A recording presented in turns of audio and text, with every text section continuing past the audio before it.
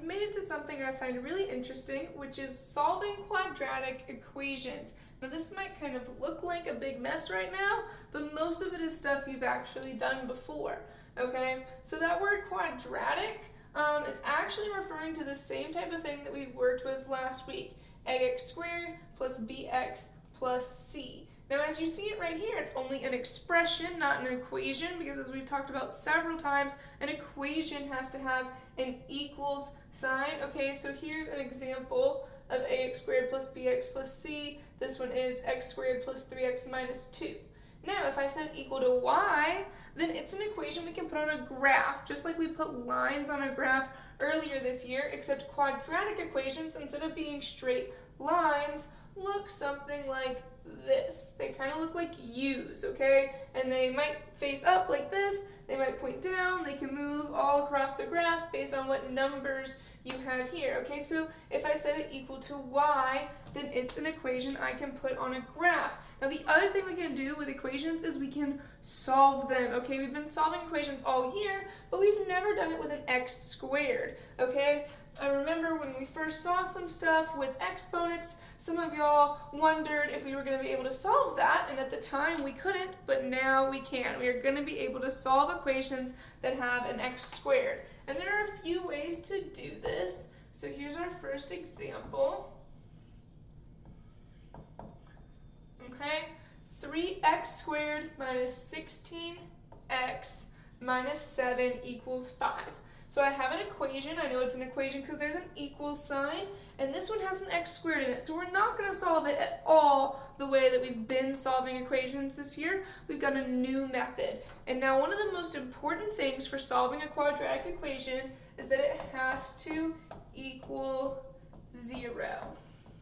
Okay, no matter which method you're using, it is very important that the first thing you do is set the equation equal to 0. And the good thing is we already know how to do that. Okay, as part of the solving for x process that we've been using all year, we know that if something is on one side of an equation and we don't want it there, we can get rid of it by doing the opposite of what we currently have, as long as we also do it to the other side of the equation, because that's the golden rule of algebra. Whatever you do to one side of the equation, you also have to do to the other. Okay, so right now I've got this equation is equal to 5. I don't want it to be equal to 5, I want it to be equal to 0. So in order to make 5 turn into a 0, to get rid of the 5, I'm going to subtract 5. Again, if I do it to this side, I also have to do it to that side. Now, this is where I've seen a lot of mistakes in the past with solving equations. 5 is a number, okay? The idea of combining like terms still applies when we're working with equations. So I can only subtract this 5 from another number. I can't subtract it from x. I can't subtract it from x squared. The only place I can subtract it is from this minus 7, because negative 7 is also a number. Okay, and so the 3x squared has not changed, the negative 16x has not changed.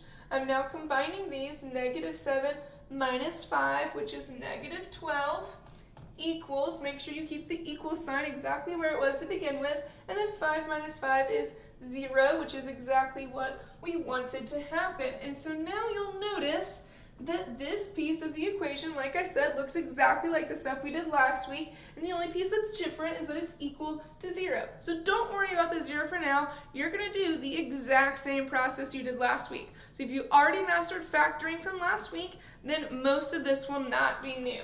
Now this particular one has a number in front of x squared, so we need to use the snowflake method. If there was not a number there, you could just use the x method again, just like last week. And so I'm going to go ahead and set up my snowflake. Hopefully you feel fairly familiar with this process by now. This is A, B, and C. And this B, negative 16, goes on the bottom right here. On top, I put A times C, so 3 times negative 12 is negative 36. And in these little corners, I put A with an X next to it. So A is 3, so 3x in both of these corners, okay? That is how I set up the snowflake, and now I'm looking for the two numbers here, and what I'm looking for are two numbers that multiply to get negative 36 and add or subtract to get negative 16. Okay, so factors of 36. I know that 6 times 6 is 36, but I can't add those to get 16. I know that 3 times 12 is 36, but I can't add or subtract those to get 16. Another one is 2 and 18 make 36, and I can also, in fact, subtract them to get 16. It makes sense that I would need subtraction because the number I'm multiplying to is negative, so that tells me that one of these numbers also has to be negative, and so now I have to think about which one. Well, if I do 18 minus 2, I get positive 16. That's not what I want. 2 minus 18 is negative 16, just like I want. So that 18 is the one that's negative or the one that's being subtracted, whichever way you want to think about it.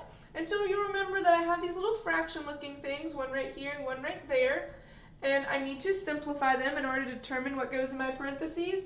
And you'll notice this one right here, 3x over 2, already simplified. That doesn't need to be simplified any further, so that's nice. Remember that that top part, 3x, comes first, and then plus or minus the bottom part. Since 2 is positive, it's plus that part. And then right here I have 3x over negative 18, and this one can be simplified. They're both divisible by 3, so 3x divided by 3 is just 1x, and negative 18 divided by 3 is negative 6. Didn't have to squish that one in there a little bit, but that says 1x over negative 6, so that's what's going in my parentheses, 1x minus 6, the part where the x comes first. Since I had a negative here, that is a minus. Now, what I've done is factored this right here, that piece of the equation. Now, the rest of the equation I haven't done anything with yet. The rest of the equation says equals 0. All right, so instead of this big long thing with an x squared, I now have two smaller pieces that are equal to 0. Now there's this rule out there. It is called the zero product property. We know that product means multiply. So let's pretend I'm multiplying two numbers. We'll call them a and b.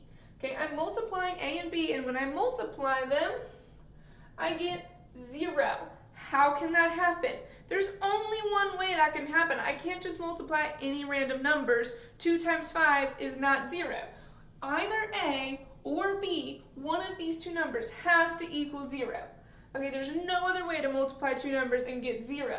So you'll notice over here I have two pieces, 3x plus 2 and 1x minus 6. And I know they don't look like numbers, but if I were to plug something in for x, then it would become a number. For instance, if I already knew, and I don't know this yet, but if I knew x was 1, I would plug in 1 here, 3 times 1 is 3, plus 2 is 5, ta-da, we have a number. Okay, so we're going to treat these parentheses that have x's in them like numbers.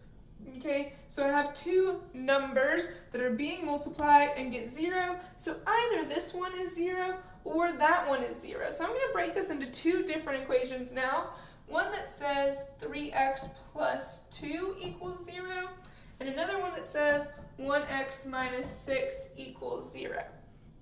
Okay, now I have two little tiny equations, the same kind of equations that we've been solving since like the second week of school, okay? The ones we've solved all year long. So in order to solve for x here, very basic, I get rid of things by doing the opposite. The opposite of plus 2 is minus 2.